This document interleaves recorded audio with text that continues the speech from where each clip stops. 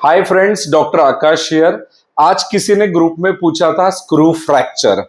तो ये बहुत ही इंपॉर्टेंट टॉपिक है because one of the most complications में आता है screw loosening. And screw fracture का most common cause he screw loosening है।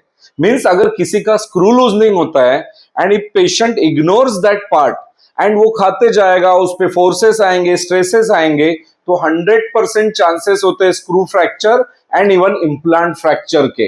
तो implant fracture and screw fracture के लिए एक मोस्ट कॉमन कॉज वही होता है, screw loosening ignored bye patient and operator. तो उसके कॉजेस जो भी हो, चाहे वो screw loosening ignored bye patient हो या फिर ओवरसाइज प्रोस्थेसिस हो या रॉन्ग ऑक्लूजल फोर्सेस हो, रॉन्ग इम्प्लांट प्लेसमेंट हो या व्हाटएवर एल्स, कैंटिलीवर भी हो सकता है। But how to manage screw fracture inside implant वो देखते हैं। ओके, तो ये आपका इम्प्लांट है, ये आपके इम्प्लांट का इंटरनल हेक्स एंड देन यहां पे आपका इम्प्लांट के स्क्रू शुरू होता है, right, screw threads, something like this. अब आपका स्क्रू अगर इस लेवल पे फ्रैक्चर हुआ है, मींस ये जो हेड है इम्प्लांट स्क्रू का, ये हेड में यहां ड्रॉ कर रहा हूं, यहां पे थ्रेड है। ओके, तो आपके थ्रेड्स अंदर है एंड अगर सिर्फ हेड पोर्शन ब्रेक हुआ है तो आपका इंप्लांट अगर सुपरफिशियली यहां तक अगर फ्रैक्चर है स्क्रू आपका, तो it is very easy to remove. उसको रिमूव करने के लिए आप पहली चीज यूज कर सकते हो, सिकल टिप यूज करो स्केलर की, ऐसी वाली। इस टिप को इस स्क्रू के ऊपर रखो एंड रिवर्स डायरेक्शन में, फॉरवर्ड नहीं, रिवर्स डायरेक्शन में फोर्सफुली विथ वाटर स्प्रे जोर जोर से एंटी क्लॉकवाइज घुमाओ। इसमें कई बार ये स्क्रू बाहर आ जाता है। सपोज ये इससे भी नहीं आता है तो आपके पास स्क्रू रिट्रीवल ड्रिल कंपलसरी होनी चाहिए। खुश महाजन जनडेंट के पास ये आती है, ध्यान से देखो ये ड्रिल कैसे होती है। कैन यू सी, इस तरह की ड्रिल होती है जो आपके इंप्लांट हैंडपीस में लॉक हो जाती है। तो ये जो दो यहाँ पे टूथ दिख रहे हैं, ये टूथ आपके फ्रैक्चर्ड इंप्लांट के ऊपर जाते हैं, something like this. Can you see? And जब आप इसको रिवर्स डायरेक्शन में, मोस्ट इंपॉर्टेंट रिवर्स डायरेक्शन में अप्रोक्सीमेट स्पीड आप पहले 500 रखो, फिर लगा तो 600 800 तक बढ़ा सकते हो।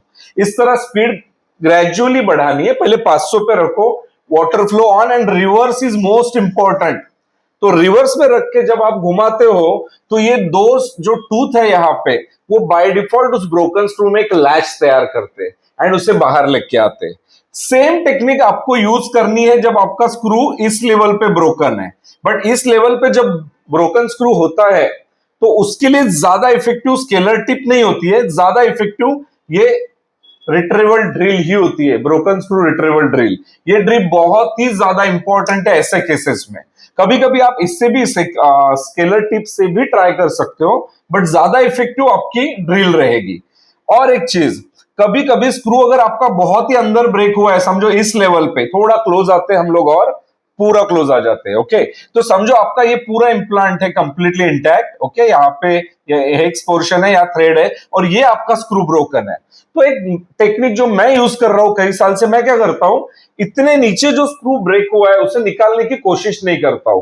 मैं काम क्या करता हूं, एक फ्रेश स्क्रू लेता हूं, जैसे मैंने फ्रेश स्क्रू लिया, ये उसके थ्रेड है। ओके, तो जितना पोर्शन अंदर कटा हुआ है या ब्रोकन है उतना पोर्शन इस फ्रेश स्क्रू का मैं उड़ा देता हूं एंड देन इस स्क्रू को मैं यूज करता हूं प्रोस्थेसिस के लिए, तो ये रिमेनिंग थ्रेड्स को एंगेज कर लेता है। This is a good technique, ये मैंने काफी साल पहले से यूज की है, कहीं पढ़ी तो नहीं है, मैंने ऐसे लॉजिकली इसको यूज किया एंड इट इज वर्किंग। तो काफी केसेस में ये भी इफेक्टिव है। बट ये सिर्फ तभी यूज होगा जब आपका थोड़ा सा पोर्शन स्क्रू का इंप्लांट के एकदम डीप बेस में, ओके, बॉटम पे टूटा हुआ है। तो ये सारी टेक्निक यूज करके आप ब्रोकन स्क्रू रिट्रीव कर सकते हो। ट्राई करो, स्केलर से ट्राई करो या फिर ब्रोकन स्क्रू रिट्रीवल ड्रिल होनी चाहिए आपके पास स्पेसिफिक, ये ऐसे टूथ वाली, या तो फिर आप स्क्रू को तोड़ के अंदर करो। लेकिन ये सब करते वक्त अगर आपने बहुत ट्रॉमेटिकली यूज किया एंड इम्प्लांट के अंदर के थ्रेड ही डैमेज कर दिए तो बेटर फिर आप इम्प्लांट निकाल लो, नया इम्प्लांट प्लेस करो and that is how you can manage the case. Thank you.